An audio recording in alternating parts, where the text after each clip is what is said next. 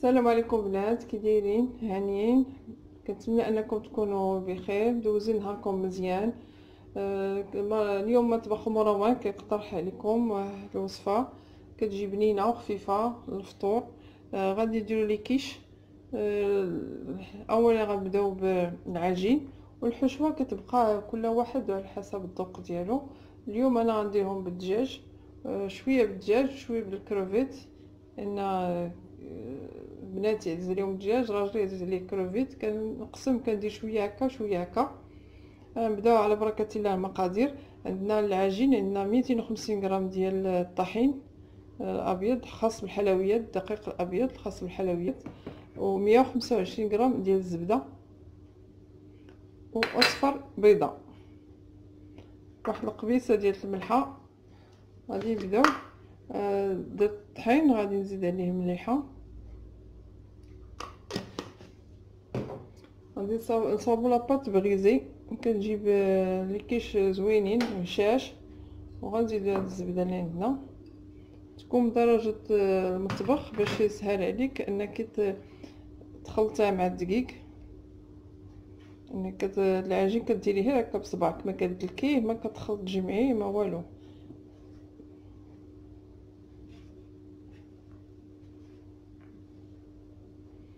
كنبقاو غير هكا نرملوها هكا بصبعنا، نبسوها شويه بشويه حتى تندخلو فيها ديك الزبده كلها، يعني كنجمعوها بهذاك الصفر البيضاء.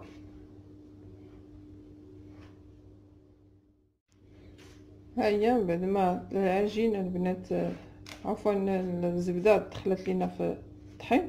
ها شتي كي ولات. غنزيدو هذاك الصفر ديال البيضاء،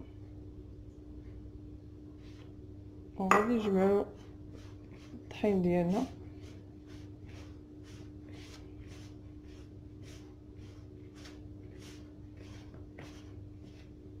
ملي غادي نزيدو تقريبا نص تاع كاس ديال الماء، ما ذكرتوش قبيله عفوا.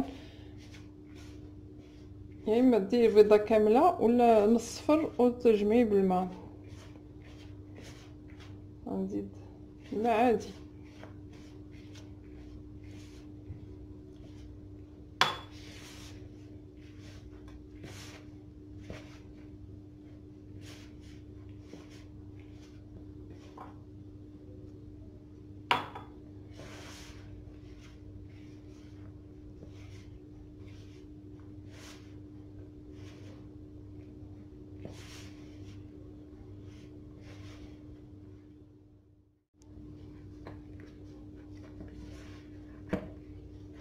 هما نص كاس ديال الماء. جمعي هاد العجين، ما كندلكوهاش.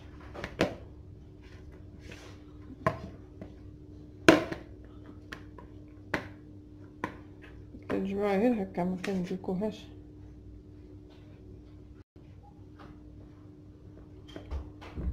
ما كتبغيزي وصابلي، ما كتدلكش صافي. كنخليها هكا، كديها ندير لو بابي سوفيغي، عفوا فيلم اليمونطير ولا بلاستيكه ولا اي حاجه، وكنديرها في الثلاجه ترتاح واحد شويه، اللي كنشكلها في القوالب ديال لي كيش.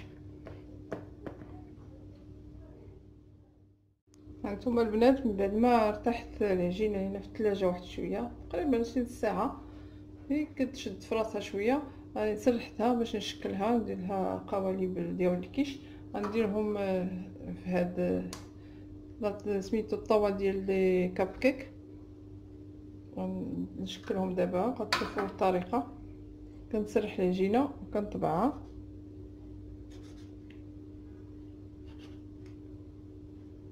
هاد الطريقه كتجي ساهله على الاخرى ديال دوك بحال هادو القوالب اللي بحال هادو. هادي تجي ساهله بزاف. رمضان دابا دغيا غتصاوبي.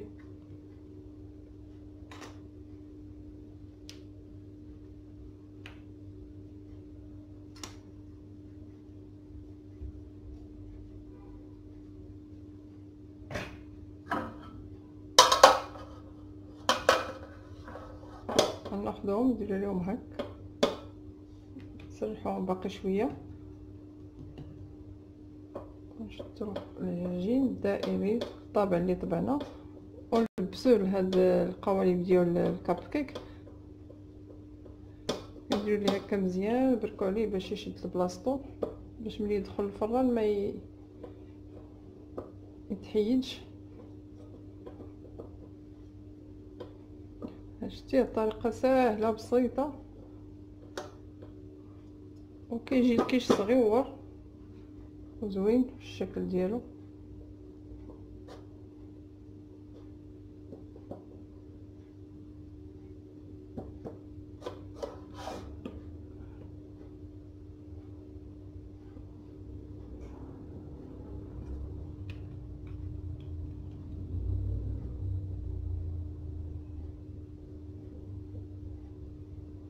كنستمر على الطريقه كامل هكا حتى تنكمل كاع هاد الطابه كامل ديال الكب كلها. كندير فيها هاد العجين وكنخشيهم في الثلاجه يبردوا مزيان، تقريبا يجمدوه ملي كنديرهم في الفران.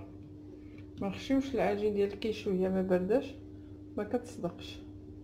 الشرط انها تكون بارده. كنخشيهم حتى يجمدوا مزيان، نوجد الحشوه ونخليهم يجمدوا مزيان اللي غنطيبهم. هانتوما ملي غادي نخشيهم في الفران غادي نرجع نوريكم كي دايرين. هانتوما البنات كتلاحظوا شفتوا ما كملت التشكيل ديالهم، رجعوا على هذا الشكل. قبل ما ندخلهم المجمد نتكوهم هكا باش ما يتنفخوش في الفران، يعني ندخلوهم المجمد.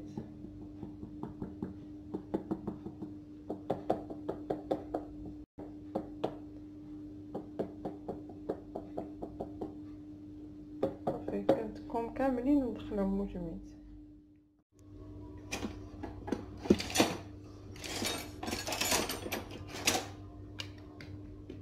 الشكل الاخر اللي غندير درت هادوك وغندير شكل اخر بهاد القوالب الاخرى. هذه غناخذ العجينه ونقطعها مربعات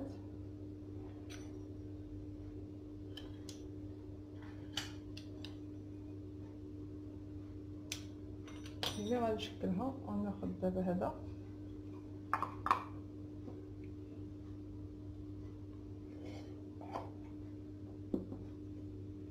وغنشكلو هكا. غنبرك على العجين بصباعي باش تلصق مزيان في المول.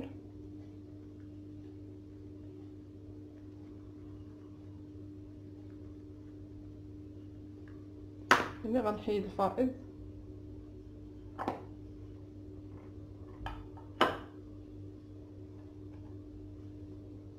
بسهوله، ونعاود تاني نبرك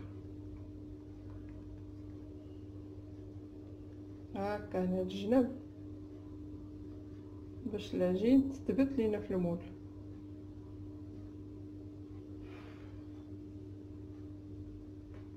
ها هي شفتو كي جات. غادي نفس الشيء حتى هي غادي نتقبوهم.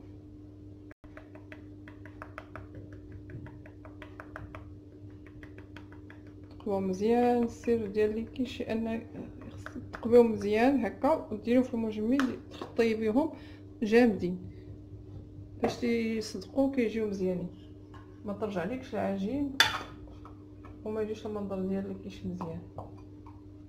ثم ها نعاود واحده اخرى هكا.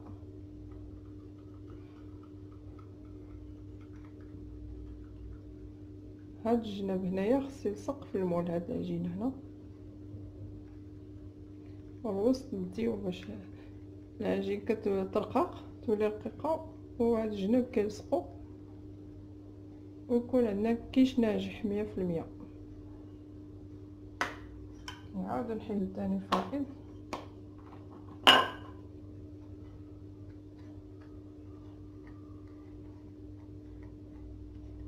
بسهوله.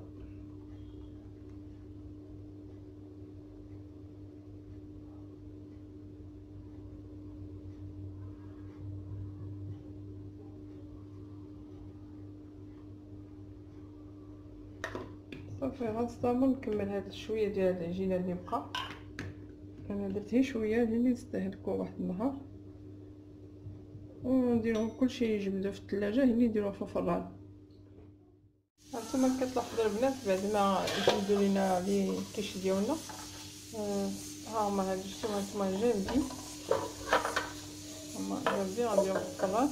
وهاد الاخرين اللي في هاد الليمون شديتهم قلتهم بشويه ديال اللوبيا يابسه، درت الورق الطبخ ودرت فوق اللوبيا باش يبقاو لي كيش محافظين على الشكل ديالهم ويجيو زينين في التقديم، يجيو راقيين في التقديم. وما هاد اللوبيا ما كترميوهاش البنات، من بعد ما تكملوا منها ديروها في شي قريعه ولا شي حاجه، خبيوها وقت ما بغيتو لي طاحت ولا لي كيش ديروا ليها هاد الشكل راه ما كتخسرش.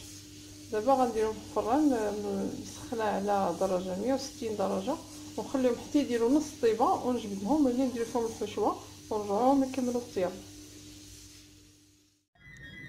هانتوما البنات بالنسبه للحشوه بالنسبه للحشوه راه درت فوق النار مقله، درت فيها البورو وزيت مائده وزيت الزيتون. الزيت هذا عفوا البورو كيجيب لي كيش غزالين، كيجيبهم بنان رائعين. ديروا البورو احسن من البصله. حشوه ساهله ما فيهاش تعقيدات.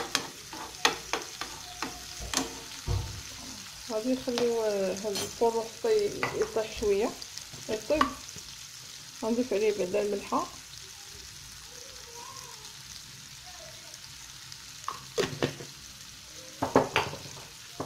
شويه ديال البزار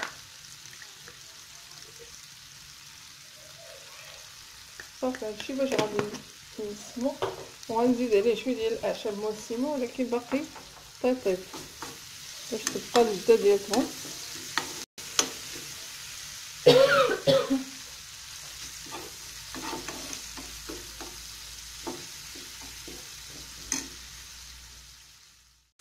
هانتوما بنات ملي البورو طاب شويه صح، ضفت الدجاج، هو قطع الدجاج تكون قطعه دقيقه صغيره.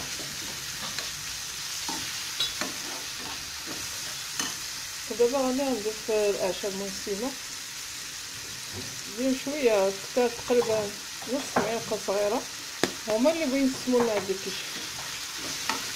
هما البورو كيتواتاو كيجيو غزالين في الكيش رائعين، كيجيو فيهم واحد البنه هائله.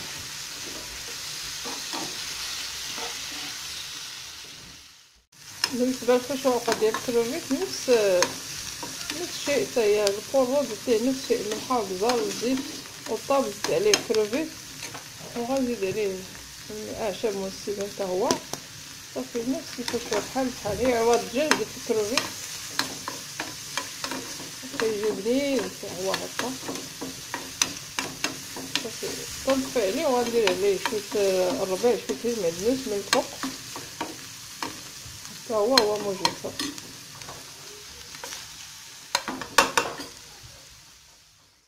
بالنسبه لاباغي كيش البنات غندير 2 بيضات ونضيفو على كاس ديال الحليب،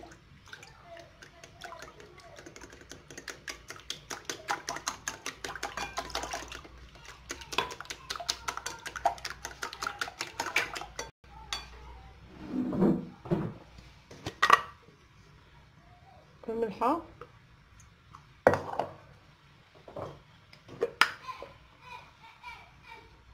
والبزار.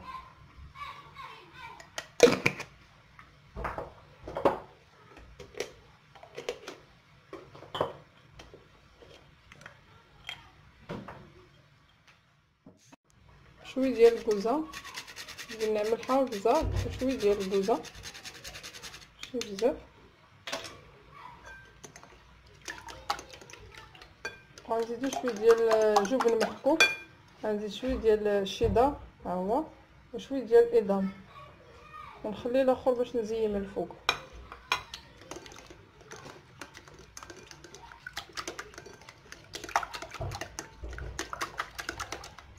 دابا الخليط هادي لاباغاي كاش هي موجوده الحشوه، غادي نجيبو لي كيش ديالنا اللي طاب ونبداو كنعمرو. هانتوما هما شفتوا لي كيش ملي طابو هما شفتوا كي جاو على هاد الشكل، جاو غزالين خليتهم طابو نص طيبه. دابا غندير الحشوه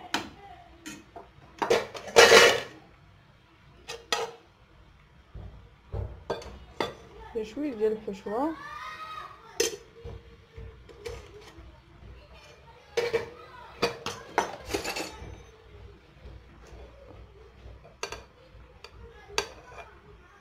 وندير شويه ديال البيض والحليب صافي، وندير شويه ديال الفرماج. ها هو كيكون فرماج احمر او عفوا الفرماج الفرماج الاحمر اذا، وشويه ديال الشيدار. صافي كنكمل على هذا الشكل كاع جميع هاد الليمون اللي عندنا، كاع هاد اللي كاين اللي عندنا كندير ليه هكا. حتى ديال الكروفيت نفس الشيء، تندير الحشوه ندير الفرماج حتى تنكملهم وندير في الفران ونرجعوا نشوفوا هاد الشكل النهائي ملي يطيبوا. هانتوما البنات كي كيبان لكم اللي كيشاهما تحمروا، هما هادو الصغيورين هما كيجيو زوينين في المنظر ديالهم، كيجي راقي. اما الحشوه ما نقول لكمش راه كتجي بنينه ورائعه. ما تردوش انكم تجربوها، وكيف تابعتوا معايا التحضير ديالها راه سهل. وكنتمنى هاد الاقتراح ينال الاعجاب ديالكم. والان ما بقى لي الا نودعكم ونقول لكم شكرا على المتابعه، وكنتمنى دعم قناه مطبخ ام روان بالاشتراك واللايك والبارطاج، والى اللقاء.